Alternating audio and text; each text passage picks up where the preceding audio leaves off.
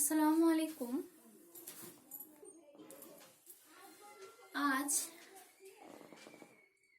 General সায়েন্সে class 5 a general সায়েন্সের ক্লাসে আজ আমি তোমাদের মানব দেহ পড়াবো।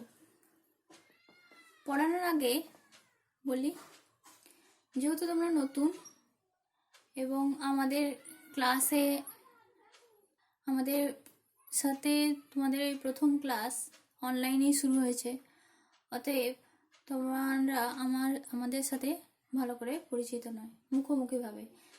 তা আমি বলে দিই, আমি তোমাদের সাহেরুন ম্যাম। আমি তোমাদের জেনারেল সায়েন্সের ক্লাস নেব এবং এই জেনারেল সায়েন্সের তোমাদের সাবজেক্ট টিচার। এবং তোমরা নতুন নিউ কামার্স, তো তোমাদের স্কুলের পক্ষ থেকে তোমাদের শুভেচ্ছা জানাচ্ছি। এরপর আমরা ক্লাস শুরু করব। তোমাদের জেনারেল সায়েন্সে কিছু পার্ট আছে, সে পার্টগুলো আমি দাগ গিয়ে পাঠিয়ে দেবো পরে। তো প্রথম পার্টটা আছে মানবদেহ, তারপরে আছে ভৌত পরিবেশ, তারপরে আছে পরিবেশ ও খাদ্য, পরিবেশ ও সম্পদ, আকাশ ও পরিবেশ। এই কটা নিয়ে তোমাদের জেনারেল সায়েন্স অর্থাৎ পরিবেশ বিজ্ঞান।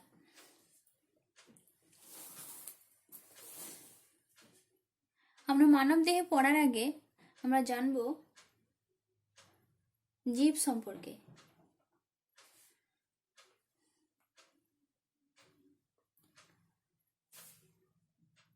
যে আমাদের চারপাশে বা সারা বিশ্বে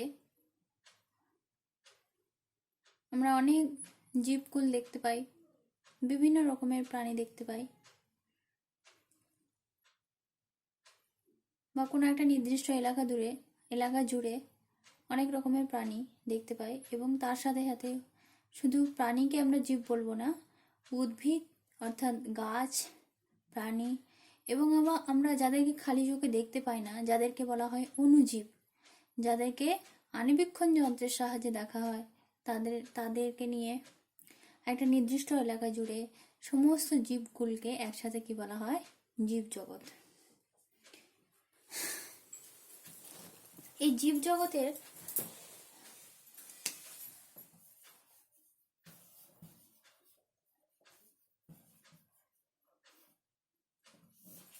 আমরা মানব দেহ পড়ার আগে আমাদের জীব সম্পর্কে জানতে হবে।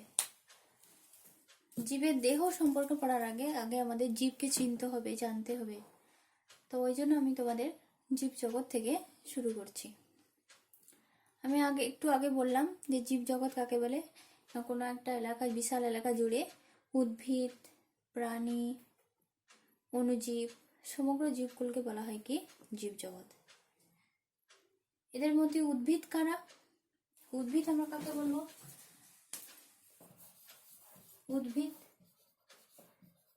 উদ্ভিদ হচ্ছে যে সকল জীব কি হয় না, তারা নিজের খাদ্য নিজেরা তৈরি করতে পারে। উদ্ভিদরা আমরা দেখেছি, উদ্ভিদরা গাছের পাতা সবুজ হয় এবং সবুজ পাতায় কি থাকে? ক্লোরোফিল থাকে। তোমরা এটা পড়েছো, সবুজ পাতায় ক্লোরোফিল নামক এক ধরনের পদার্থ থাকে। সেই ক্লোরোফিল এবং সূর্যালোকের সাহায্যে তারা কি করে? পাতায় নিজের খাদ্য নিজেরা তৈরি করতে পারে। এবং ওই জন্য নিজেরা খাদ্য নিজেরা তৈরি করতে পারে বলে ওই জন্য খাওয়ার জন্য কিন্তু সে স্থান পরিবর্তন করে না। আমরা দেখতে পাই গাছকে যেখানে পোতা হয় সেখানেই থাকে, কিন্তু দেখতে পাই কি সে আস্তে আস্তে বড় হয়, ডালপালা ছাড়ে, এগুলোও কিন্তু আমরা দেখতে পাই। তার মানে কি না, সে সজীব, সে তার বৃদ্ধি হচ্ছে। তার মধ্যে সমস্ত আমাদের দেহে যেমন যে সমস্ত জৈবনিক ক্রিয়াগুলো চলে, সেগুলো প্রায় অনেকগুলোই তাদের মধ্যে সংগঠিত হয়। তবে প্রাণীদের কিছু আলাদা, উদ্ভিদের কিছু আলাদা।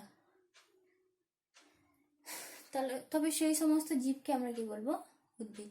যারা কি করে না, তাদের চলন আছে কিন্তু কমন নেই। চলন মানে কাকে বলে? না, চলন হচ্ছে একটা জায়গায় দাঁড়িয়ে থেকে হাত পা নাড়ানো কে বলা হয় কি? চলন। যেটা উদ্ভিদ করে, প্রাণীও করে। আর কি না, এরা নিজের খাদ্য নিজেরা তৈরি করতে পারে। তারপর হচ্ছে প্রাণী, যারা কি করে না, যারা নিজের খাদ্য নিজেরা তৈরি করতে পারে না এবং যাদের প্রাণ আছে। আর কি না, যাদের চলন ও গমন আছে, তাদেরকে বলা হয় কি প্রাণী। এই প্রাণীর মধ্যে আমরা কিছু প্রাণী দেখি খুব ছোট, পোকামাকড় সমস্ত কিছু নিয়েই তো ওরাও প্রাণী। তো আমরা কিছু প্রাণী দেখি তারা খুব ছোট, তারা সোজা হয়ে দাঁড়াতে পারে না। আবার কিছু প্রাণী দেখি সোজা হয়ে দাঁড়াতে পারে। আবার দেখি কি না, কিছু প্রাণীর মাঝখানে একটা শিরাদণ্ড থাকে। তো এই শিরাদণ্ড, সোজা হয়ে দাঁড়ানো, এই শিরাদণ্ডকে বলা হয় কি মেরুদণ্ড।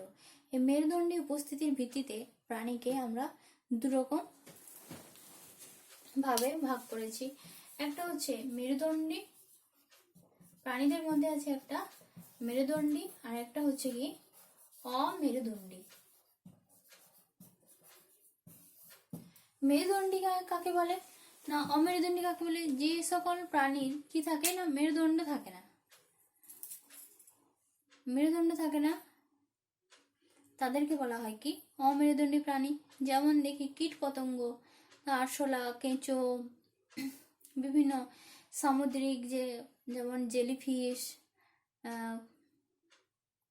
সাগর কুসুম, এগুলো খুব নরম ধরনের হয়, তাদেরকে বলা হয় কি অমেরুদণ্ডী প্রাণী। মানে তাদের কোনো কি থাকে না, কোনো শিরাদণ্ড থাকে না, অর্থাৎ মেরুদণ্ড থাকে না, ওই জন্য এদেরকে বলা হয় কি অমেরুদণ্ডী প্রাণী। আর মেরুদণ্ডী প্রাণী আমরা কাকে বলবো না, যে সকল প্রাণী কি থাকে না মেরুদণ্ড থাকে, যাদের শিরদাঁড়া আছে, হ্যাঁ, যারা সোজা হতে পারে, তাদেরকে বলা হয় কি মেরুদণ্ডী প্রাণী। আমরা দেখি, আমরা মাছ খাই, আর মাছে দেখি মাছ ছাড়ানোর সময় মাঝখানে একটা শিরা দেখতে পাই, মোটা শিরা। তারপরে ছোটখাটো তো কাঁটা রয়েছে, কিন্তু মোটা একটা কাঁটা দেখতে পাই, মোটা শিরা কাঁটা। হ্যাঁ, তো ওটাই হচ্ছে কি মেরুদণ্ড। আমাদেরও রয়েছে শিরদাঁড়া, এবং প্রত্যেকটা যেমন সাপ, ব্যাঙ, এদেরও কিন্তু মেরুদণ্ড রয়েছে, তার মানে এরাও মেরুদণ্ডী প্রাণী। আবার কিছু প্রাণী রয়েছে যারা জলে বসবাস করে, আবার কিছু প্রাণী রয়েছে যারা স্থলে বসবাস করে, আবার কিছু প্রাণী রয়েছে যারা জলবায়ুর ভিত্তিতে, বিভিন্ন প্রাণীগুলো কিন্তু আলাদা আলাদা ধরনের হয়, তাদের আচার ব্যবহার, তাদের দেহের গঠনও আলাদা ধরনের হয়। যেমন যারা স্থলে বসবাস করে, তাদের দেহের প্রকৃতি, তাদের দেহের গঠন আলাদা হয়। আবার যারা জলে বসবাস করে, যেমন স্থলে বসবাসকারী প্রাণী, যেমন গরু, ছাগল, ভেড়া, বিভিন্ন রকমের কিছু রকমের কীট, হ্যাঁ, এদেরকে যারা ডাঙায় বসবাস করে তাদেরকে বলা হয় কি স্থলজ প্রাণী। আর যারা জলে বসবাস করে তাদেরকে বলা হয় কি জলজ প্রাণী।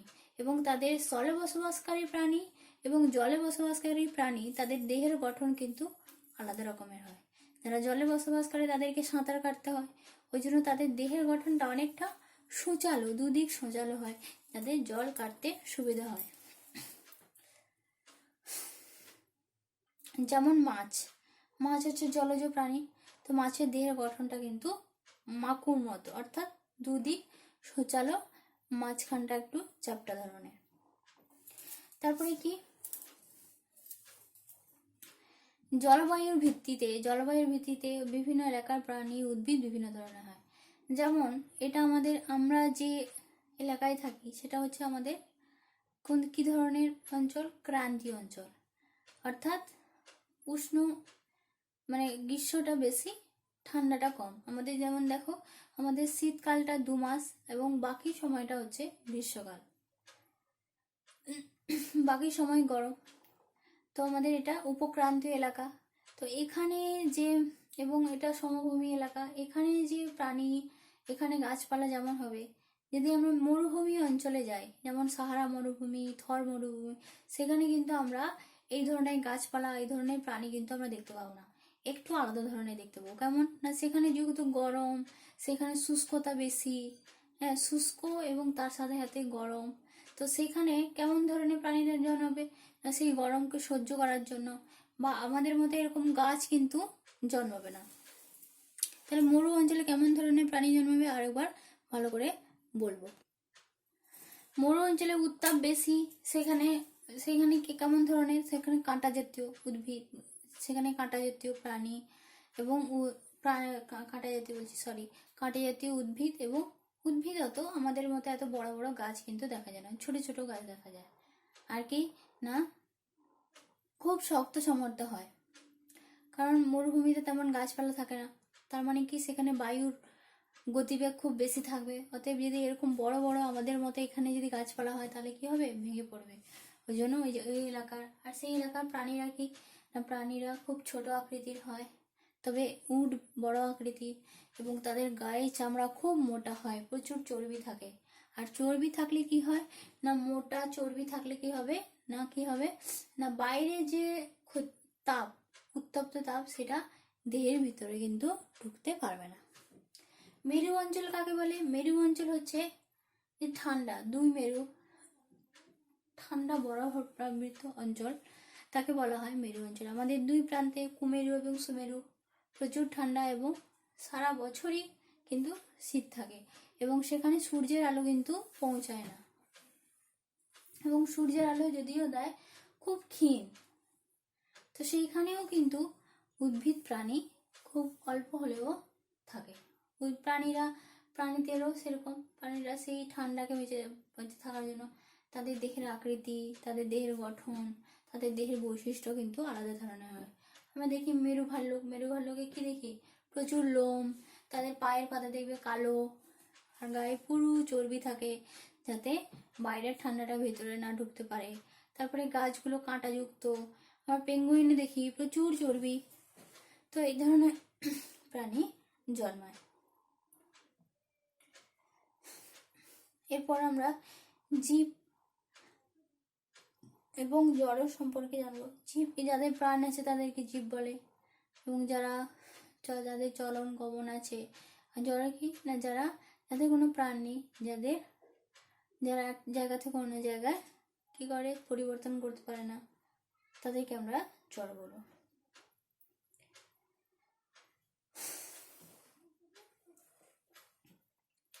এরপর আমরা আমাদের মানব দেহ অর্থাৎ মানুষের শরীরে কি কি থাকে এবং সে সম্পর্কে আমরা জানব, এবং আমাদের সুস্থ থাকার জন্য আমাদের কি কি করা দরকার সেগুলো জানব। তোমাদের প্রথমেই আছে শরীরের বর্ম।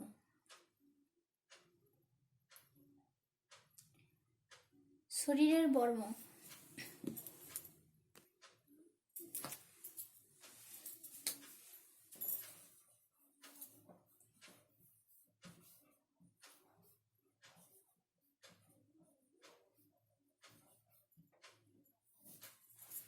শরীরের বর্ম বা ঢাল। বর্ম কথাটা আমরা কোথায় শুনেছি? বর্ম হচ্ছে এক ধরনের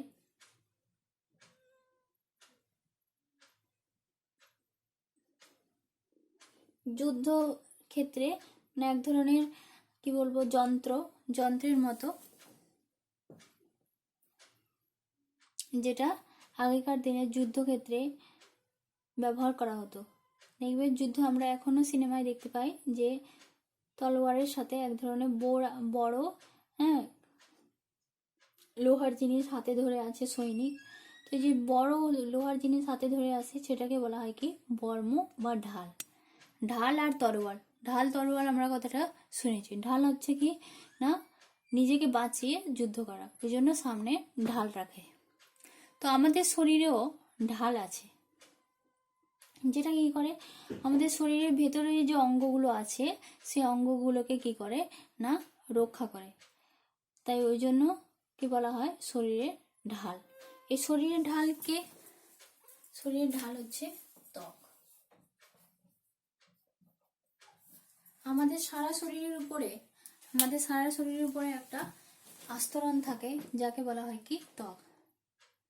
এই ত্বকের রং বিভিন্ন জনের বিভিন্ন কালারের হয়। কিছু আমরা দেখতে পাই ফর্সা, যাকে বলি ফর্সা, আবার কিছু তার থেকে একটু কম, আবার দেখতে পাই কি না, কুচকুচে কালো। তো ত্বকের এক ধরনের প্রোটিন থাকে, সেই প্রোটিনের ভিত্তিতে ত্বকের রং কিন্তু তৈরি হয়। আর কি ত্বকে কি দেখতে পাই? আর ত্বকে দেখতে পাই ছোট ছোট লোম গ্রন্থি, মানে লোমকূপ, এগুলো আমরা দেখতে পাই। আর ত্বকটা কেমন? ত্বক স্তর বিশিষ্ট ত্বক দেখতে পাই। স্তর বিশিষ্ট ত্বক দুটি স্তর নিয়ে গঠিত। দুটো ত্বকের দুটি স্তর থাকে।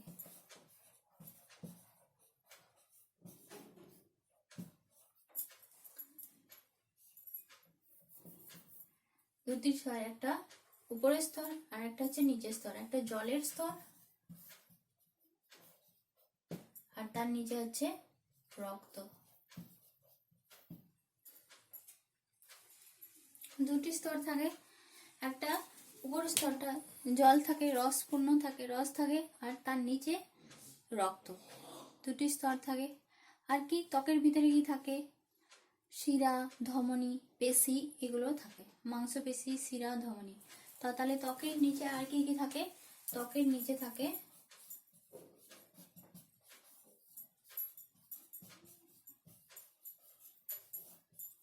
শিরা, ধমনী,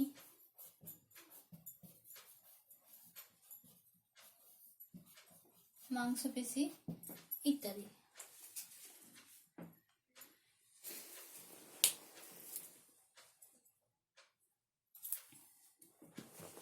এগুলো ত্বকের নিচে থাকে। আর ত্বকের অংশ কি? ত্বকের অংশ যেমন লোম, তারপরে চুল, নখ, এগুলো কিন্তু ত্বকের অংশ। এগুলোও কি করে? যেমন চুল কি করে না মাথাকে রক্ষা করে, গায়ের লোম ত্বককে রক্ষা করে, আর কি নখ আঙুলগুলোকে রক্ষা করে।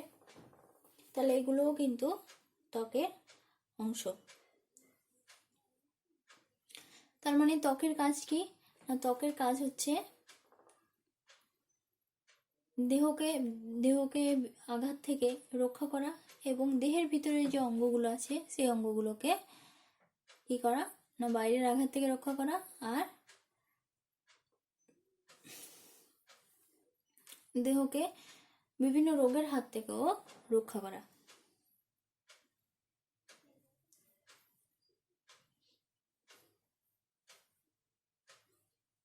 বিভিন্ন প্রাণীর ত্বক বিভিন্ন রকমের হয়।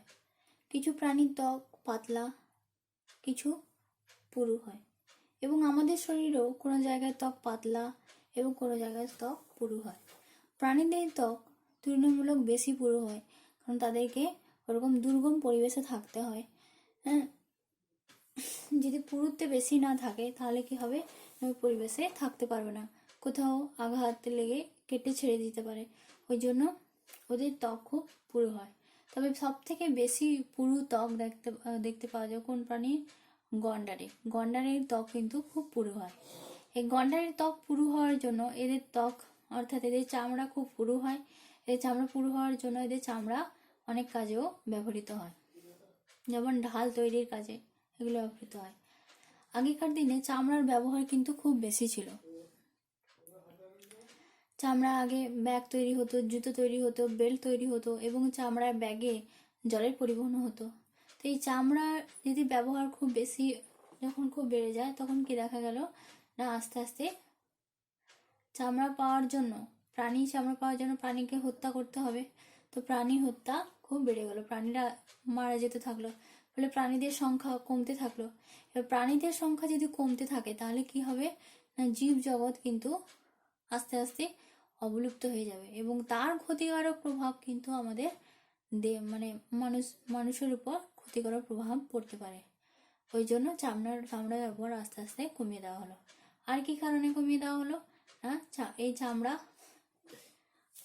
ব্যবহার করে ফেলে দেওয়া হতো, চামড়া পচে গিয়ে দুর্গন্ধ সৃষ্টি হতো, সেখান থেকে রোগের প্রাদুর্ভাব দেখা দেয়। আর কি না, চামড়ার যে কারখানাগুলো সেখান থেকে চামড়া কারখানায় যারা সেখান থেকেও দুর্গন্ধ সৃষ্টি হয়, বিভিন্ন ধরনের ক্ষতিকারক গ্যাস উৎপন্ন হয়, যেটা আমাদের শরীরে খুব ক্ষতিকর। ঠিক আছে, আজকে তোমাদের এই শরীরের বর্ম সম্পর্কে পড়ালাম। নেক্সট দিন তোমাদের আবার তোমাদের যে চ্যাপ্টার ওয়াইজ আছে সেগুলো ভালো করে পড়াবো। আজকে শুধু ইন্ট্রোডাকশন দিলাম, এবং তার সাথে সাথে তোমরা এটা শরীরের বর্মটা একটু রিডিং করবে এবং আমার ভিডিওটা ভালো করে দেখবে। আর তোমাদের কিছু কোশ্চেন দিয়ে দেবো, সেই কোশ্চেনগুলোও তোমরা করবে। আর যদি কারো বুঝতে যদি না অসুবিধা হয়, অবশ্যই আমাকে কোথায় তুমি বুঝতে পারোনি সেটা আমাকে অবশ্যই জিজ্ঞাসা করবে, পার্সোনালিভাবে মেসেজ করে জিজ্ঞাসা করবে। ঠিক আছে।